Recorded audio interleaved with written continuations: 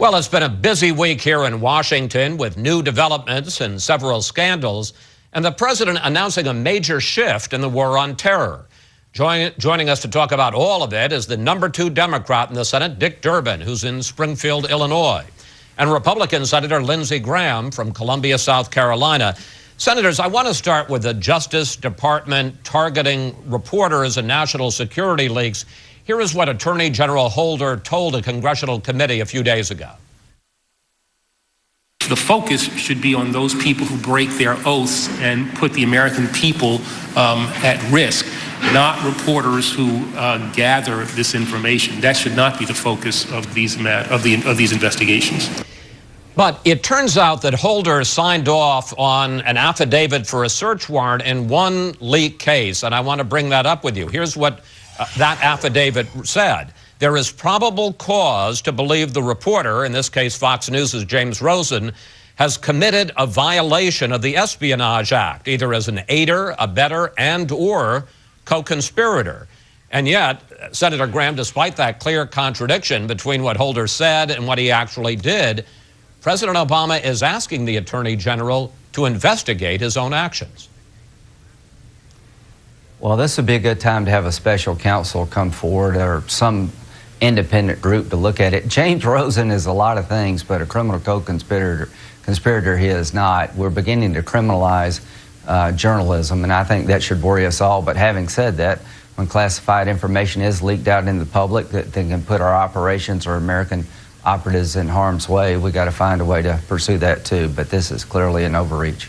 Senator Durbin, how can we expect Attorney General Holder to honestly review what in effect are his own actions? Isn't that by definition a conflict of interest? Well, it's interesting that the Attorney General recused himself from the other case involving Associated Press because he believed there was some conflict inherent, and it may raise the same question in this case. But let's not forget, Chris, on Memorial Day weekend, what this is really all about. It is a question of classified information. Someone working for our government on our side violated their oath and disclosed that information to the press, and it happens with some frequency, I might add. But having done that, what is the government to do? If, in fact, that disclosure could endanger our military forces or those who are cooperating with us to fight terrorism, it is a constant tension between the government and our freedoms under the under the Bill of Rights that we see playing out in both the Associated Press case and this Fox case. But you talk about Memorial Day weekend. It's also about the First Amendment and the role, the very important role that the media play. Honestly, are you comfortable with the idea that the president has asked the Attorney General to review the Attorney General's own actions? Well, you've raised an important point, and I heard Senator Graham call for special counsel. I'm not ready to do this at this moment. I'd like to know if Holder has any conflict in here beyond what we've heard when it comes to the Fox case.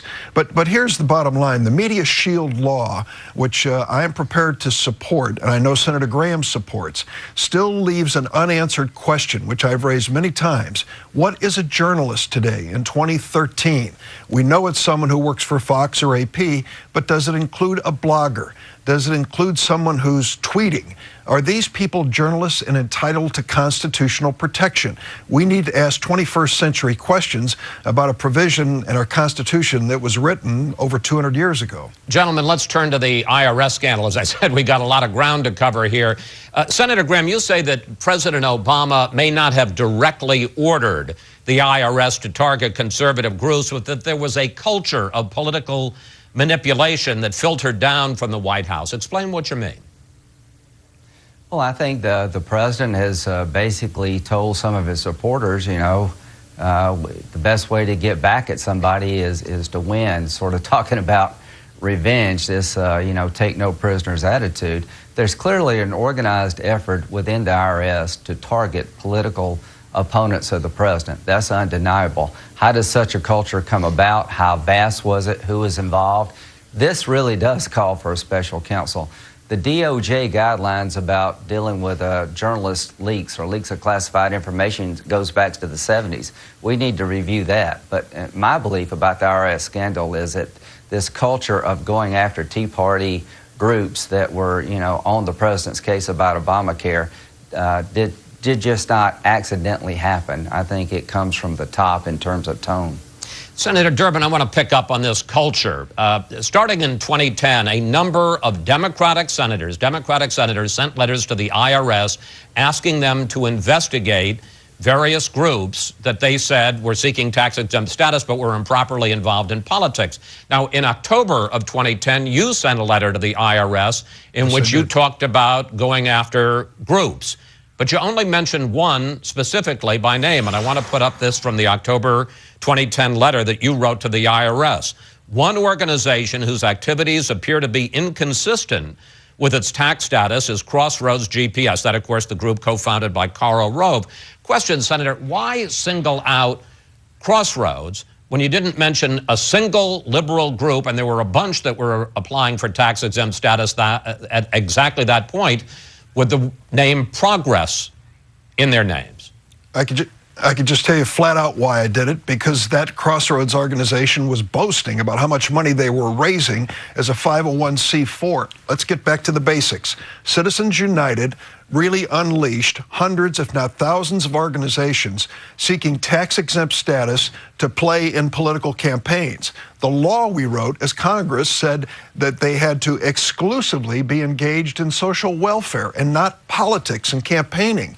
And so here is the IRS trying to decide whether or not these organizations really comply with the law. Crossroads was Exhibit A. They were boastful about how much money they were going to raise and beat Democrats with. Senator Durbin, just briefly, why not, because we're now in the mess that we're in because of political targeting, why not send a letter that says go after any group of any political persuasion? Why not refrain from singling out a conservative group and never mention any liberal groups?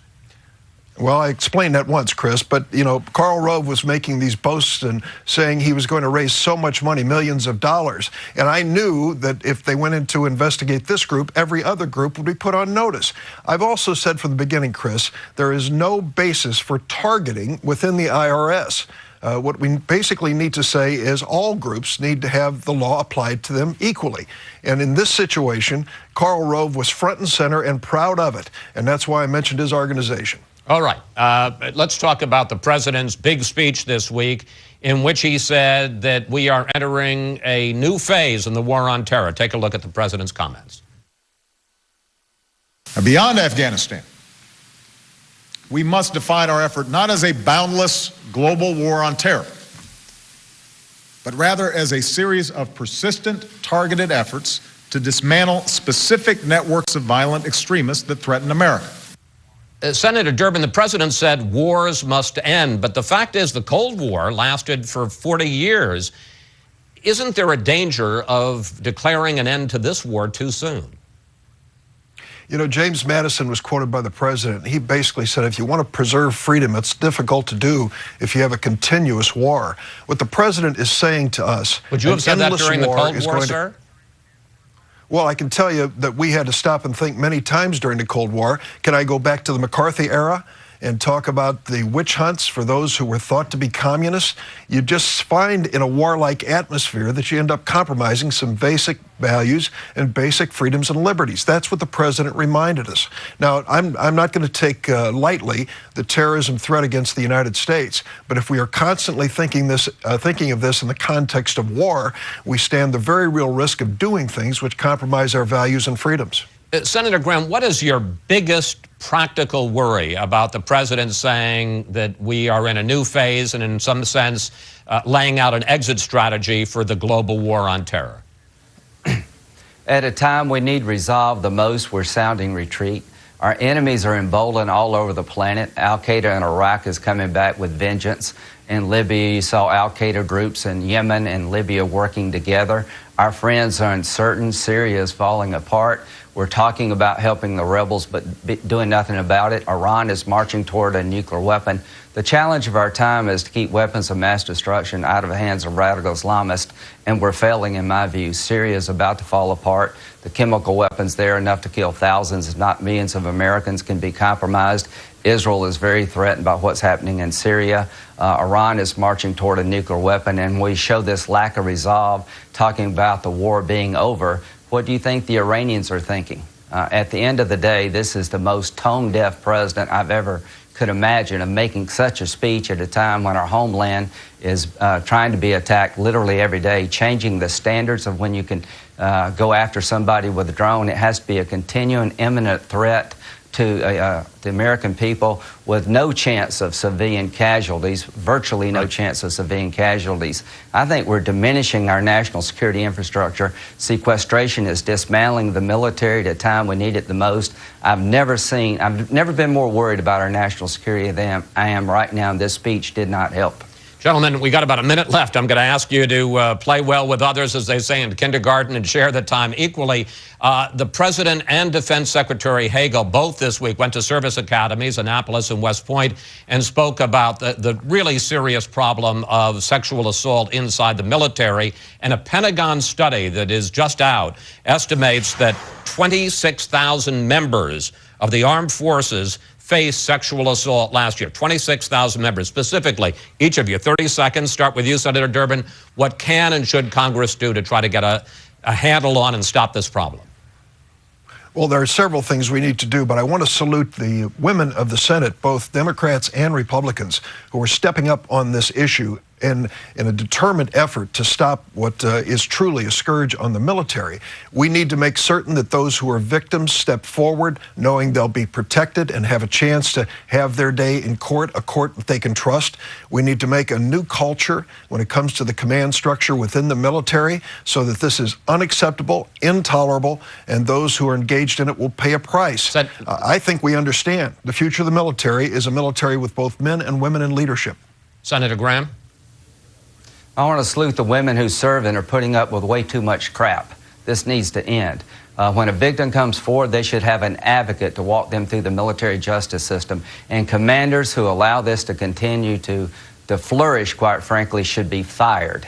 And the President spoke well of this problem. It is a disgrace to the United States military, and the women in our military are needed now more than ever, and they're putting up with way too much, and it needs to end. Senator Graham, Senator Durbin, we want to thank you both for coming in and joining us on this Memorial Day weekend. Thank you, gentlemen. Thank you. Thank you.